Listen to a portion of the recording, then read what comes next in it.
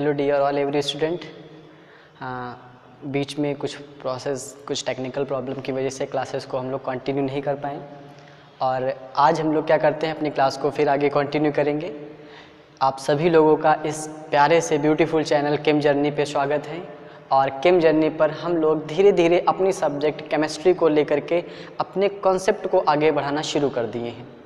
और last time पर हमने ढेर सारी क्लासेस, ढेर सारे वीडियोस देखे यहाँ पे जो हमारे जुड़े हुए थे कि हम 10th लेवल पे अगर हैं तो 10th लेवल पर हम कंपाउंड की IUPAC नेमिंग कैसे कर सकते हैं, उसके डिफरेंट टाइप के क्वेश्चन हमने आपको कराए। और अगर हम वहाँ पे हमने दो तरीके से क्वेश्चन देखे। एक तो वो क्वेश्चन थे जहाँ पर आपको एक ऑर्गेनिक कंपाउंड दे दिया जाता था और उसका IUPAC नेम लिखना पड़ता था, पहले हमने ऐसे क्वेश्चंस किए। दूसरे हमने वो क्वेश्चन देखे जहाँ पर आपको कंपाउंड का IUPAC नेम लिख करके दे दिया गया था, फिर हमने उसका स्ट्रक्चर बनाना सीखा और कुछ होमोलॉगस सीरीज जैसे हो गई, ठीक है, ये सब चीज़ें हमने वहाँ पर देख रखी हैं। आज क्या कर रहे हैं, उस चैप्टर में उतना ही सफिशिएंट था ऑर्गेनिक की शुरुआत करने के लिए। और अब हम क्या करेंगे, एक नई टर्म्स की बातें करेंगे, एक नई सीरीज शुरू करने जा रहे हैं और ये सीरीज किसकी, केमिस्ट्री की ही होगी, ठीक है, क्योंकि बहुत सारे 12th के बच्चों को इससे हेल्प मिलेगी। ऐसे हमने थोड़ी 10th की हेल्प की, क्योंकि ये इनिशियल स्टेट है, तो यहाँ पर हम चाहते हैं कि हर एक बच्चे की मैं हेल्प कर पाऊँ। तो क्या होता है, अगर हम शुरुआत करें केमिस्ट्री की, और केमिस्ट्री में अब हम बातें करेंगे थोड़े से हायर लेवल की, ठीक है। अभी तक जो भी बातें कर रहे थे, अब हम अपनी बातों को थोड़ा और आगे बढ़ाएंगे, ठीक है।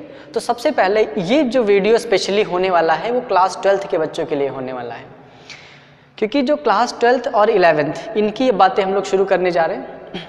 तो क्लास 12th की अगर हम सिलेबस की बात करें तो क्लास 12th का सिलेबस जो CBSE बोर्ड ने ऐसा पूरा डिज़ाइन कर रखा है। CBSE बोर्ड ने क्या किया, उसने कहा कि अब हम 12th का एग्ज़ाम वन टाइम में नहीं लेंगे। उसने क्या किया, 12th के एग्ज़ाम को 2 टर्म में डिवाइड कर दिया, ठीक है। यानी उसने क्या किया, 2 टर्म में एग्ज़ाम को डिवाइड कर दिया। तो जब 2 टर्म में डिवाइड कर दिया गया तो क्या होगा, आपको हर एक सब्जेक्ट को 2 बार आपको एग्ज़ाम देने रहेंगे।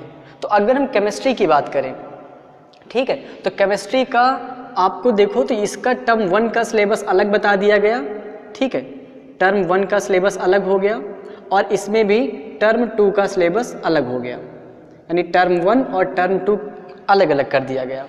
अगर हम टर्म 1 की सिलेबस की बात करें, क्योंकि ये वीडियो स्पेशली होने वाला ही इसीलिए है, हम लोग इस वीडियो में अपने सिलेबस को जानेंगे। जब हम अपनी सब्जेक्ट के सिलेबस को जान जाएंगे फिर हम उसी टर्म के अकॉर्डिंग अपनी स्टडी शुरू कर देंगे, ठीक है। तो सबसे पहले टर्म 1 की सिलेबस की बात करें तो CBSE बोर्ड में टर्म 1 के सिलेबस में कुछ पर्टिकुलर चैप्टर्स डाल दिए गए। कौन सा चैप्टर है, पहला चैप्टर जो डाला गया उसका नाम है solid state. Solid state chapter आप टर्म 1 में पढ़ेंगे, ठीक है। दूसरा चैप्टर जो यहाँ पे डाला गया वो डाला गया सॉल्यूशन। सॉल्यूशन सेकेंड यानी चैप्टर हो जाएगा।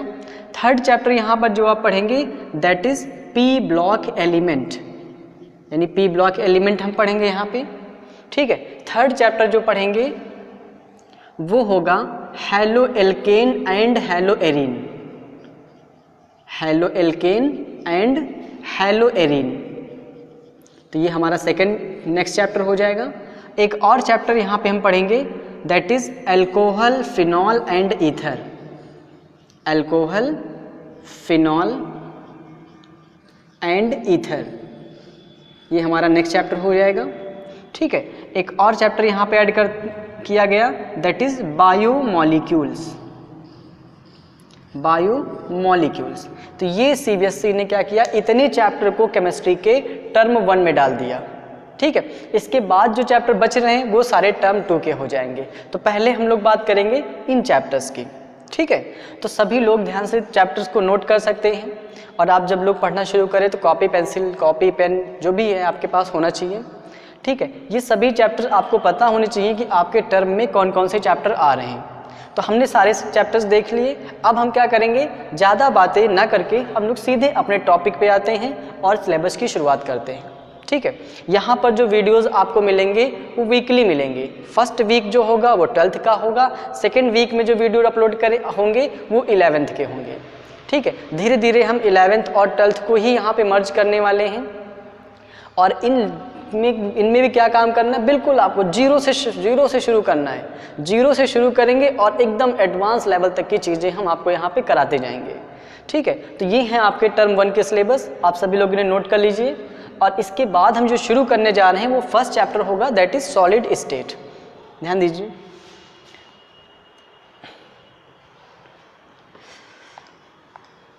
ओके, तो ये टर्म 1 के सारे चैप्टर्स हैं। आप सभी लोगों के एग्ज़ाम आ रहे हैं, डेट्स आ चुकी हैं एग्ज़ाम की, आप लोग जाकर के गूगल पे सर्च कर सकते हो। ठीक है, तो आज हम क्या करते हैं, अपनी इस क्लास में छोटा सा इंट्रोडक्शन ले लेते हैं सॉलिड स्टेट का। ठीक है, चैप्टर की शुरुआत करने जा रहे हैं सॉलिड स्टेट। सॉलिड स्टेट, ठीक है, तो अब देखिए क्या होता है सॉलिड स्टेट। अगर हम सॉलिड स्टेट की बात करें तो सॉलिड स्टेट टर्म कहाँ से आ रहा है। ठीक है, तो अगर इस टर्म को समझें तो हम सबसे पहले ये समझते हैं कि ये मटेरियल क्या होता है। ठीक है, अगर हम मटेरियल समझेंगे तभी हम सॉलिड स्टेट समझ पाएंगे। ठीक है, और केमिस्ट्री, मैं बार बार कहता हूं कि जब आप इसे पढ़ना शुरू करें तो आप इसको फील करना शुरू करें। अगर आप इसे फील करेंगे तो बहुत बेटर समझ आएगी ये। ठीक है, मटेरियल क्या होता है। मटेरियल को हिंदी में द्रव्य कहा जाता है। ठीक, द्रव्य क्या होता है आप सोचिए। तो द्रव्य हम ऐसे, यानी मटेरियल हम ऐसे सब्सटेंस को कहते हैं जिसमें दो प्रॉपर्टी पाई जाती हैं। कौन कौन सी प्रॉपर्टी होती हैं, जहाँ पर पहली प्रॉपर्टी क्या पाई जाए, उसका कुछ ना कुछ मास होना चाहिए। तो पहली प्रॉपर्टी क्या हो गई, मास होना चाहिए। ठीक है, सेकेंड प्रॉपर्टी क्या हो जाएगी, सेकेंड प्रॉपर्टी की बात करें तो वो क्या करे, उसको जहाँ पे रख दिया जाए उतनी स्पेस को वो कवर कर ले। तो सेकेंड प्रॉपर्टी क्या बन जाएगी, वो स्पेस को कवर करे। ठीक है, स्पेस को कवर करना चाहिए। जिस मटेरियल में ये दो प्रॉपर्टी पाई जाएंगी वो मटेरियल जा करके लिस्ट में चला जाएगा किसके, जिस सब्सटेंस में ये दो प्रॉपर्टी पाई जाएंगी वो सब्सटेंस माना जाएगा एक मटेरियल है। समझ आ रही बात। मटेरियल, या इसको हम मैटर कह सकते हैं। मैटर आप कह दीजिए, शायद ज़्यादा बेटर वर्ड है, इसे मैटर बोल देते हैं। Matter is best word hair. तो वो मैटर बन जाएगा जा करके। समझ आ रही बात। तो हमने एग्जाम्पल देखा, हमने कहा सपोज ये मार्कर हमारे पास है।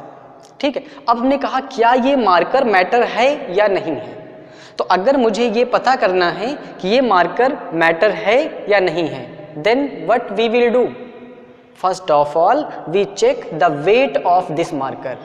ओके, अगर हम इसका वेट निकालेंगे तो मार्कर का जैसे ही आप इसको क्या करोगे, तराजू में रखोगे, यानी बैलेंस में रखेंगे, आप देखोगे आपको इसका कुछ ना कुछ मास मिल जाएगा। 1 ग्राम, 2 ग्राम, 10 ग्राम, 20 ग्राम, कुछ ना कुछ जरूर मिलेगा। तो इसका मतलब क्या हुआ कि इसमें मास प्रेजेंट है। ठीक है, सेकेंड ऑप्शन क्या है, सेकेंड हमारे पास दे रखा है स्पेस को कवर करना चाहिए। ये दो कंडीशन है। ठीक है, अब हमने क्या किया, सपोज ये एक प्लेन है, हमारा हाथ हमने क्या किया, प्लेन मान लिया। अब क्या करेंगे, जैसे ही हम इस मार्कर को अपने हाथ पे रखेंगे तो मार्कर ने क्या किया, हमारे हाथ को इतने कवर कर लिया, यानी हमारे हाथ के इतनी जगह को इसने घेर लिया। तो अब क्या हुआ, इसमें दोनों बातें आ गई ना, इसका मास भी है और ये स्पेस को भी कवर कर रहा है। तो जब किसी सब्सटेंस में दोनों प्रॉपर्टी आ जाए तो वो सब्सटेंस क्या बन जाएगा, मैटर बन जाएगा। बात समझ आ रही। इसका मतलब क्या हुआ कि यहाँ पे अगर हम बात करें मार्कर की तो मार्कर इज मैटर। मार्कर क्या है यहाँ पे, मैटर है। और बात करें, अब जैसे मान लीजिए आप सपोज हमने कपड़ा ले लिया है, एक क्लोथ बहुत गंदा दिख रहा है ना, क्या करें, इसका काम ही ऐसा है। ठीक है, ये मान लीजिए कपड़ा है, अगर आप इस कपड़े को किसी वेट बॉक्स में जाकर के रखोगे तो इसका कुछ ना कुछ वेट जरूर आएगा। ठीक, अब जब वेट आ गया फिर हमने क्या किया, हमने सोचा, देखा कि ये स्पेस को कवर करेगा, तो बिल्कुल कवर करेगा। देखो हम अपने कपड़े, बॉडी को देख लो, हमारी बॉडी के उतने पार्ट को इसने ढक लिया। ठीक है, मतलब क्या होता है, ये जगह को भी कवर कर लेता है। और अगर ये जगह को भी कवर कर ले रहा है मतलब क्या हुआ कि ये भी एक मैटर बन गया। ठीक है, ऐसे यानी ये भी मैटर बन गया। ठीक है, यानी क्लॉथ भी मैटर बन जाएगा। ठीक, और बात करते हैं, और बात करें, जैसे मालूम ने कहा वाटर, लिक्विड, पानी। ठीक है, पानी क्या मैटर हो सकता है, आप सोचिए।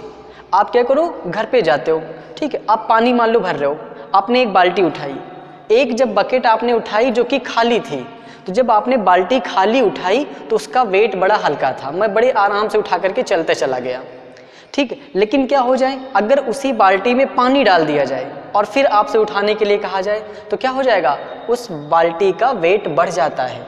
इसका मतलब क्या हुआ, जब आपने बाल्टी पहले उठाई थी तो उसका वेट कम था, जब बाल्टी में हमने पानी डाल दिया यानी उसको वाटर से फिल कर दिया, फिर हमने उसका वेट, फिर हमने उठाया उसे, तो हमने क्या देखा कि वहाँ पर उस बाल्टी का वेट बढ़ गया।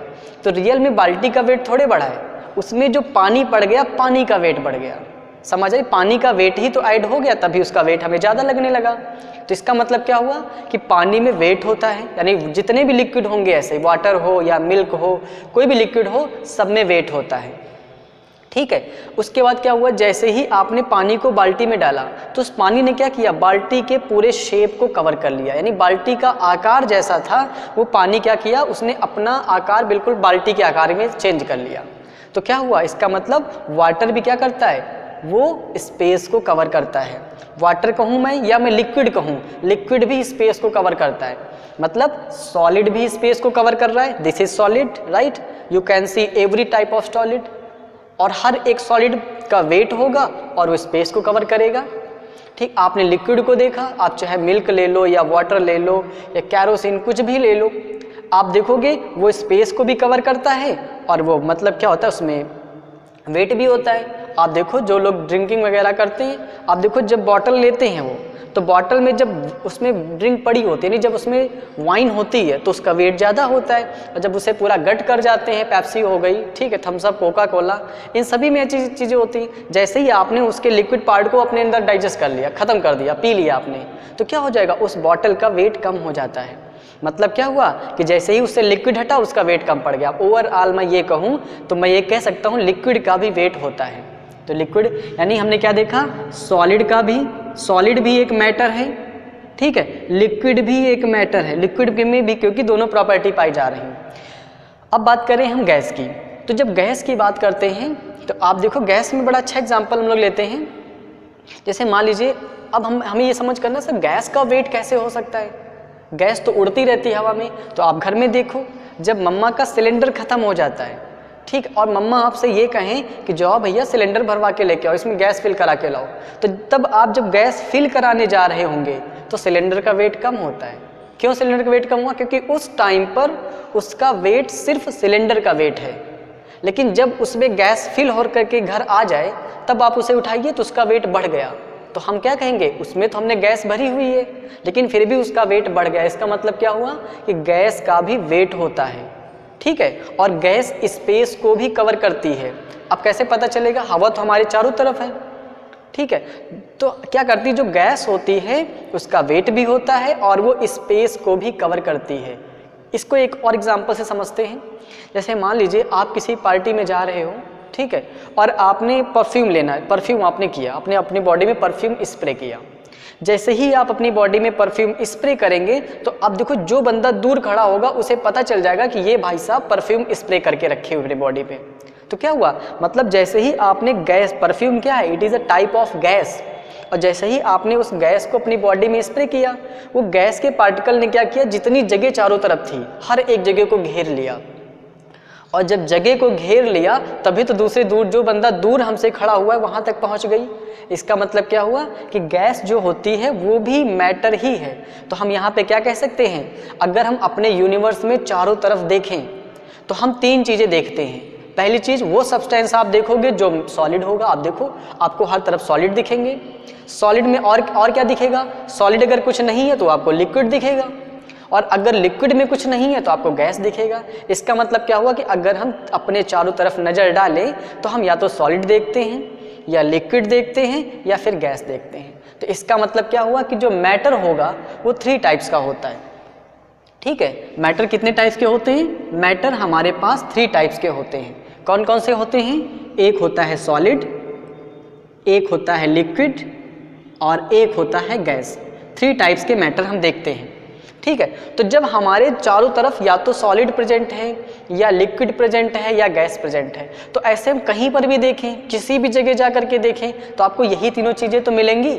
तो इसका मतलब क्या हुआ, यहाँ पर हम एक बहुत बड़ी लाइन कह सकते हैं। क्या कह सकते हैं कि जो हमारा कंप्लीट यूनिवर्स है वो किससे मिलकर के बना हुआ है? वो सॉलिड, लिक्विड और गैस से मिलकर के बना हुआ है। ठीक है, अब हम सॉलिड, लिक्विड, गैस को अगर एक ही में मर्ज करें तो क्या बन जाएगा? मैटर बन जाएगा। यानी हम वहाँ पे क्या कह सकते हैं कि जो हमारा यूनिवर्स है वो किससे मिलकर के बना हुआ है? मैटर से मिलकर बना हुआ है। Right, okay. तो जब ये दो टॉपिक आप देखोगे, सॉलिड मैटर में सॉलिड, लिक्विड, गैस आ रहा है, ठीक। लिक्विड और गैस हम आपको 11th की क्लास में पढ़ाएंगे। यहाँ पे 12th की शुरुआत करने जा रहे हैं, तो 12th में हमने क्या करना है? यहाँ पे हम सिर्फ बातें करेंगे सॉलिड स्टेट की। तो डियर ऑल स्टूडेंट, आज हमने आपको सॉलिड के बारे में ये बताया कि सॉलिड टर्म कहाँ से आ रहा है। ठीक, नेक्स्ट क्लास जो हमारी होगी उसमें हम आपको बताएंगे सॉलिड क्या होता है। तो धीरे धीरे हम यानी नेक्स्ट क्लास में अपने इस टॉपिक के बारे में डिटेल बातें करेंगे। तो डियर ऑल, आप इन चीज़ों को समझते रहिए। जो भी डाउट्स होते हैं, जहाँ पर आपको लगे कि सर आप यहाँ पे अपने आप में इम्प्रूव करिए, आप फीडबैक दे सकते हो। जो भी फीडबैक होगा उस पर definitely I will work. Okay, thank you very much.